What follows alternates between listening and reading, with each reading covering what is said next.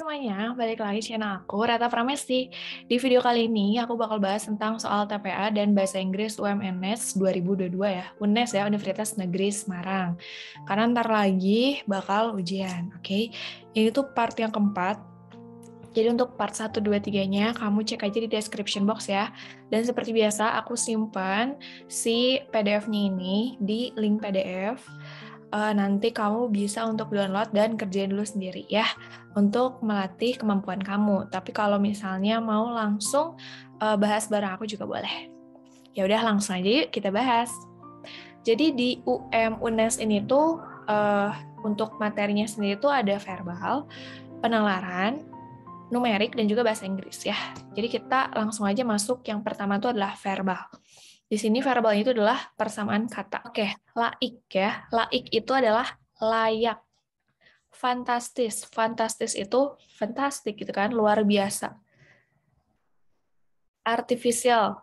Kalau misalnya ingat artificial intelligence, kecerdasan buatan, jadi artificial itu tuh adalah buatan. Panorama. Panoramanya indah ya, pemandangan ya. Anonim. Anonim tuh kalau misalnya kita ngirim surat, ngirim pesan, anonim, nah berarti itu adalah tanpa nama. Egaliter. Egaliter tuh kebalikannya otoriter atau terbuka. Jadi kayak sederajat gitu ya. Intermediari itu kayak intermediari itu kayak penengah atau perantara. Faksi. Faksi itu adalah golongan ya. Adagium. Adagium itu adalah pepatah. Benchmark. Jadi kalau misalnya ada dua perusahaan nih, lalu benchmark antar perusahaan itu adalah tolak ukurnya gitu ya. Tolak ukur perusahaan bisa dikatakan sukses ketika apa gitu, ketika gagal, ketika apa benchmarknya. Jadi ada benchmark atau tolak ukur. Mortalitas itu kebalikannya fertilitas. Kalau fertilitas kelahiran, kalau mortalitas kematian. Oke, ini ketutupan ya. Oceanografi, ocean aja, ocean kan laut ya, berarti ilmu tentang laut. Komposit itu kayak bauran atau campuran gitu ya. Konsesi itu kalau misalnya kita sering baca tentang pertambangan, itu ada kayak konsesi pertambangan izin tambang. Jadi ini kalau yang paling tepat adalah kelonggaran ya. Karena izin, suatu perizinan kan berarti melonggarkan sesuatu gitu kan. Nah, ini untuk verbal yang persamaan kata. Sekarang kita lanjut ke yang logika. Sebagian perajin tempe mengeluhkan harga kedelai naik. Sebagian, ingat ya, sebagian. Pak Anto seorang perajin tempe. Nah, karena si Pak Anto ini perajin tempe dan sebagian perajin tempenya itu mengeluhkan harga kedelai naik, jadi Pak Anto ini tuh mungkin ya, Pak Anto mungkin mengeluhkan harga kedelai naik. Jadi bukan pasti. Kalau tidak juga ini ya, nggak logik karena dia kan bagian dari pengrajin tempe. Jadi yang paling tepat itu yang D. Kalau C sama E juga kurang tepat. Semua pemain sepak bola berkebangsaan Italia berwajah tampan. John adalah pemain sepak bola berkebangsaan Inggris. Kalau tadi yang dijelaskan adalah Italia, sedangkan ini berkebangsaan Inggris, jadi nggak ada penjelasan lebih lanjut, maka tidak dapat ditarik kesimpulan. Permen yang dibungkus dalam kemasan menarik sangat laris terjual. Jadi di sini syaratnya adalah kalau misalnya dibungkus dengan kemasan menarik. Permen X dibungkus dalam kemasan berwarna merah menyala. Jadi ini nggak ada kaitan sama kemasan menarik. Menurut anak-anak, warna merah menyala sangatlah menarik. Nah, tapi di sini kan kata anak-anak gitu ya, sangat menarik. Dan ini tidak ada kaitannya sama yang premis pertama. Maka kita juga tidak bisa simpulkan. Terakhir, Mr. A adalah seorang yang jenius ya. Jadi di sini tuh fokusnya ke si Mr. A. Mr. A adalah seorang penemu. Semua penemu adalah kreatif. Jadi Mr. A dia pasti kreatif. Di sini Mr. B seorang penemu. Berarti kalau misalnya kita ambil kesimpulan, Mr. B itu pasti dia kreatif. Tapi belum tentu jenius. Karena apa? Karena di sini kan nggak ada kayak premis yang mengatakan semua atau sebagian penemu misalnya jenius, enggak kan? Jadi di sini fokusnya ke si Mr. A. Jadi kita bisa ambil kesimpulannya tadi. Mr. B ini dia pasti kreatif, tapi dia belum tentu jenius. Jadi yang mana nih? Yang D ya, gitu. Oke, kita lanjut. Sekarang kita masuk ke soal-soal numerik. Soal numerik ini nggak perlu untuk menghitung banget gitu ya, tapi biasanya ada trik-triknya.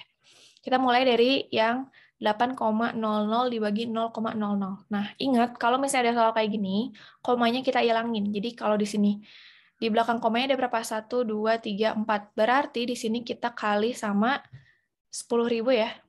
Nah, kalau yang depan kali 10.000, yang belakang juga kali 10.000. Berarti di sini 8,0049 kan kalau dikali 10.000, komanya hilang ya. Jadinya 80.049 dibagi sama 2, 3, 4 kali 10.000 juga ini jadinya 15 gitu. Jadi kita anggaplah gitu 80.000 kita bagi 15. Depannya pasti 5. Lalu 3, 3, 6, 6. Pertanyaannya di mana komanya? Kayak 80.000 bagi 15, itu kan pasti ribuan, ya nggak? Atau kalau misalnya mau gampang, 80.000 bagi 10, 8.000. Berarti kan masih ribuan gitu kan. Berarti sini pasti 5 ribuan. 5.336,6. Jadi yang mana? Yang A. Gitu ya. Bisa pakai yang tadi, nilai yang mendekati aja gitu. Berapakah nilai dari 27,5% dari 200? Kalau ini hitung aja, 27,5 per 100 kali 200. Bagi 100 kan 2 ya, berarti 27,5 kali 2. Ya udah, itu berarti berapa nih? Aja tambah 27,5 ya, sama aja ya. Di sini berarti 5 tambah 5, 0, 1, 8 tambah 7, 15, 4 tambah 1, 5, jadi 55. Atau 27,5 kali 2 aja ya, sama aja dapatnya 55. Jadi yang C. Lanjut, 37,8% itu sama dengan berapa? Jadi kan kalau 37,8 per 100, itu kalau misalnya kita jadiin desimal kan jadinya di sini ke depan 2 ya, berarti jadinya 0,378. Oke. Nah, di sini ini tuh nilai baku ya. Nilai bakunya itu jadinya 3,78. 3,78. Nah, kita kaliin berapa nih? Biar jadi 0,378. Berarti kita kaliin sama 10 pangkat berapa? Kalau dia ke depan, kalau misalnya ke depan atau ke kiri gitu ya, itu pasti negatif. Ya, kalau misalnya ke belakang itu positif. Jadi di sini karena dia ke depan dan di depannya itu ada angka 0, berarti pangkat min 1. Jadi kalau dari 3,78 kita kaliin 10 pangkat min 1 bakal di depan sini ya. Si komanya dari sini ada 0-nya kayak gitu. Oke. Jadi yang 3,78 kali 10 pangkat min 1 yang A ya. Lanjut, 1,79 dikali 10 pangkat min 4. 1,79 dikali sama 10 pangkat min 4. Berarti bakal ke depan atau ke kirinya itu 4 kali gitu ya. Berarti gini. 1, 2, 3, 4. Nah, di sini masukin nolnya. 1, 2, 3, 4. Jadi yang di depannya itu ada 4 nolnya. 0,00. Nah, ini ada 3. Hati-hati ya. Yang ini ada 4. Yang D. Gitu. 2 pangkat 3 tambah 2 pangkat min 3. Kalau misalnya pakai sifat eksponen, nggak bisa ya. Kita coba urain aja. 2 pangkat 3, 8. 2 pangkat min 3 kan berarti kalau pangkatnya negatif jadinya pecahan ya. 1 per 2 pangkat 3 atau 1 per 8. Samain penyebutnya, sama-sama 8. Berarti 8 dibagi, ini tuh 8 tuh sama aja kayak 8 per 1. 8 bagi 1, 8. 8 kali 8, 64. Jadi 64 tambah 1, 65 per 8. Ada nggak? Ada ya. Yaitu yang E. Lanjut, 15 tambah 40 kuadrat. Nah, ini kalau kuadrat dari angka 5 tuh banyak triknya ya. 15 tambah 40 kan 55 ya. 55 kuadrat, ini nggak usah kita hitung satu-satu. 5 kuadrat aja itu kan berarti 25, belakangnya 25. 2 angka depannya, 5 dikali angka setelahnya. Angka setelahnya 6, jadi 5 kali 6, 30. Coba ya, 75 kuadrat. Belakangnya 5 kuadrat, 25. Lalu 7 dikalikan angka setelahnya, 8. 7 kali 8, 56. Gitu. Gampang ya? 5625. Oh, ini 3025 atau 3025. 19 adalah berapa persennya dari 380? Berarti gini aja, 19 per 380 kali 100%. 380 bagi 19, 38 bagi 19, 2 tambahin nolnya. 100 bagi 20, 5. Berarti 5%. Kayak gitu ya. Oke, jadi yang B. Lanjut, 32/9 bagi 0,75. 32/9 dibagi 0,75 itu kan dia kan 75/100 atau 3/4. Kalau kita balikin jadinya gimana?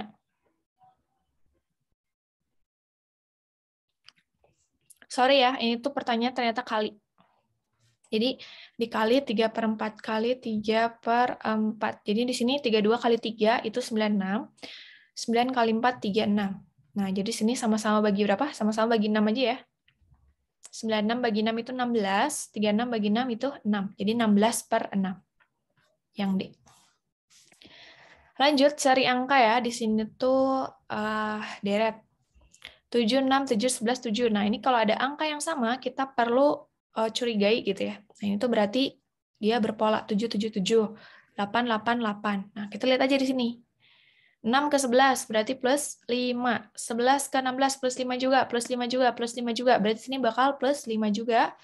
Dan setelah di sini perulangan 3 kali, ini 7 3 kali, 8 3 kali, di sini pasti 9 kali. 26 tambah 5, 31. Jadi 31 sama 9 yang B. Lanjut. 1, 5, 9, 2, 6, 10, 3. Oke, ini angkanya dekat-dekat, kemungkinan hanya plus sama minus. 1 ke 5 plus 4.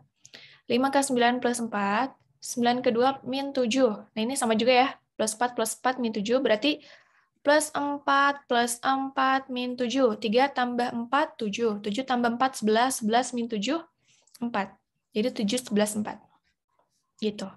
Lanjut. Min 4, min 3, 0, 5, 12. Ini juga hanya plus minus saja ya. Min 4 ke min 3 berarti plus 1. Min 3 kan 0 berarti plus 3. Ini plus 5. 5 ke 12 plus 7. Nah, ini tuh angka ganjil ya. Berarti setelah plus 7 adalah plus 9. 12 tambah 7. 12 tambah 9 itu adalah 21. Benar ya? Oke, 12 tambah 9, 21. Yes, oke. Plus 167, bla bla bla. Di sini yang dekatnya itu adalah 100 ke 200 ke 400 ke 700. Kira-kira plus berapa plus? Ini 100. Ini plus 200. Ini plus 300 gitu ya. Nah, sedangkan ini juga zigzag gitu ya. 50 ke 67 plus 17. 67 ke 85 plus 18 ya.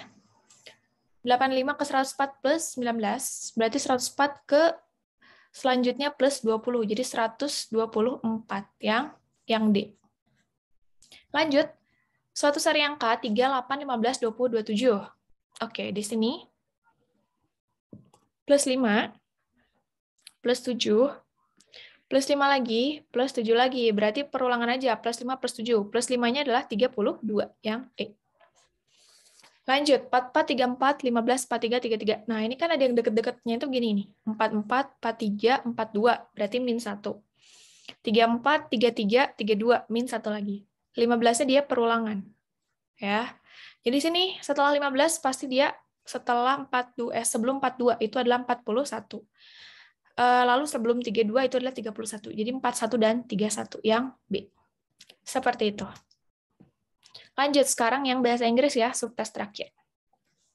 She bla bla bla not work because she has the flu. Jadi dia tuh nggak kerja karena dia flu. Nah, dia perempuan di sini tuh kita pakai present tense ya. Berarti yang paling tepat yang mana nih? Does atau is?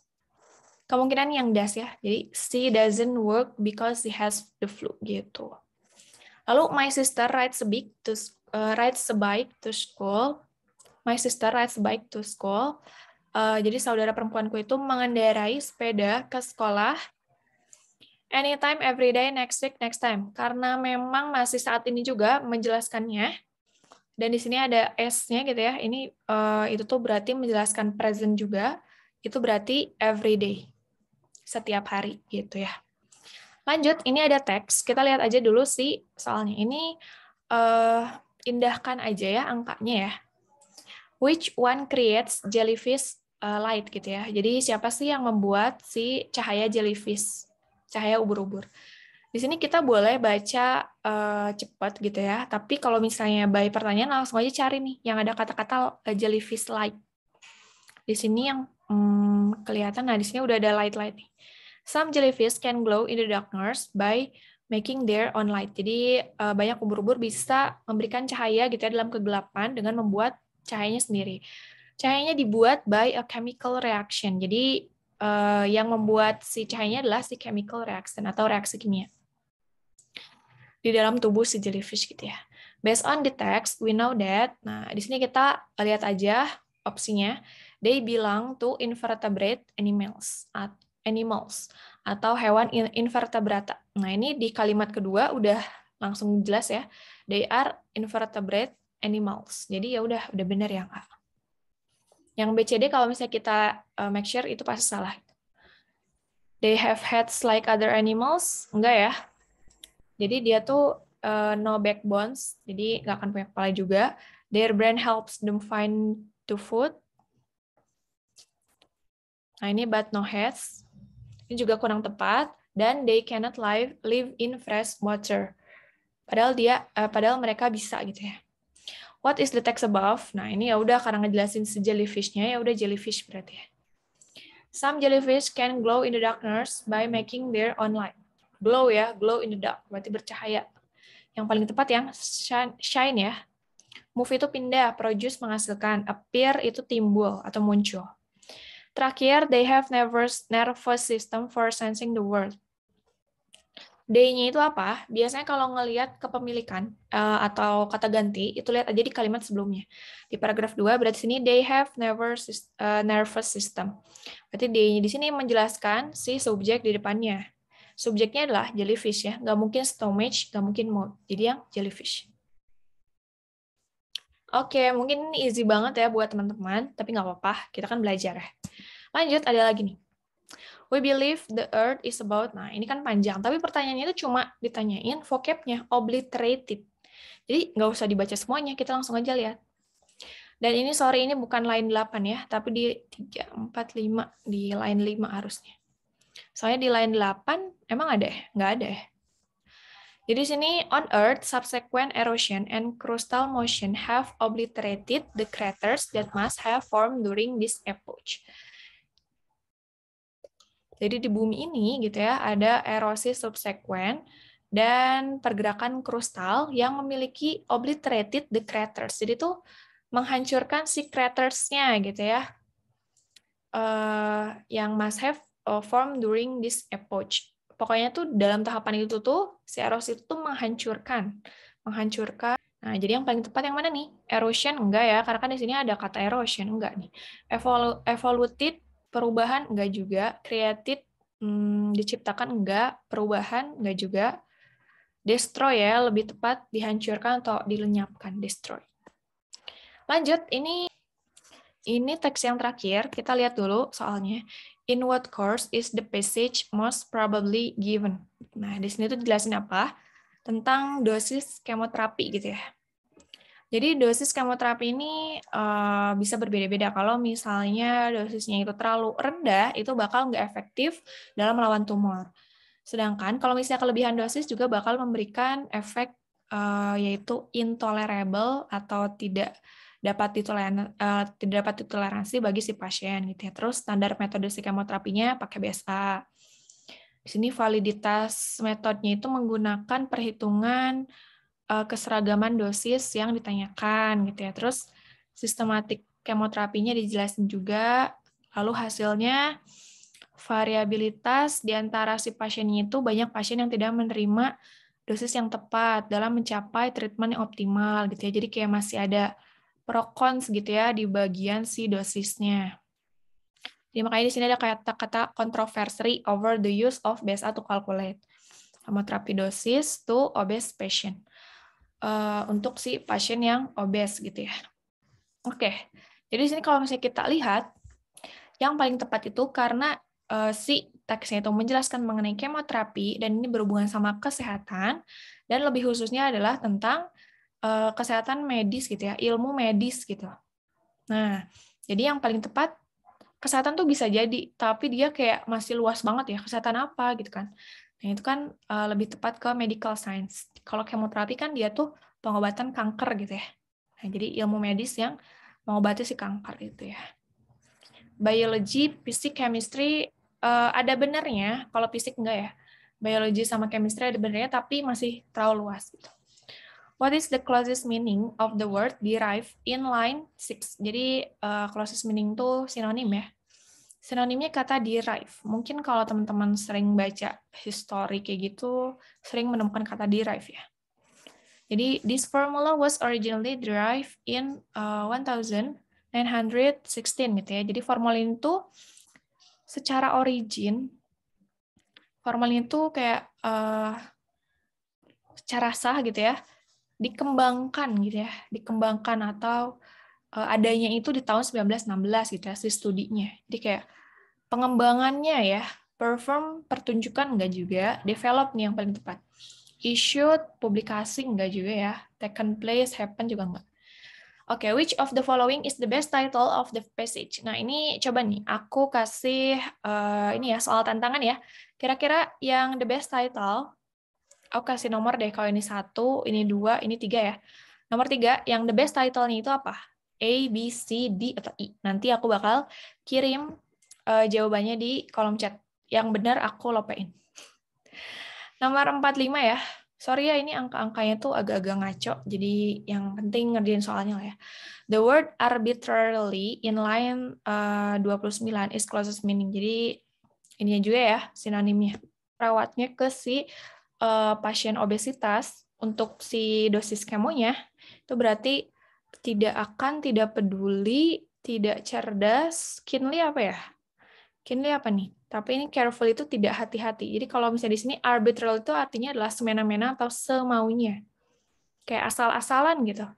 Sini berarti ketidakhati-hatian ya. Berarti yang carefully.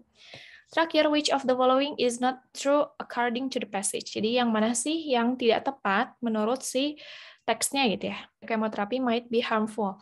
Di sini tuh dikatakan harmful, di sini kan kayak intolerable atau akan memberikan suatu hal yang tidak dapat ditoleransi kepada pasien. Jadi itu bisa jadi menimbulkan bahaya ya, benar.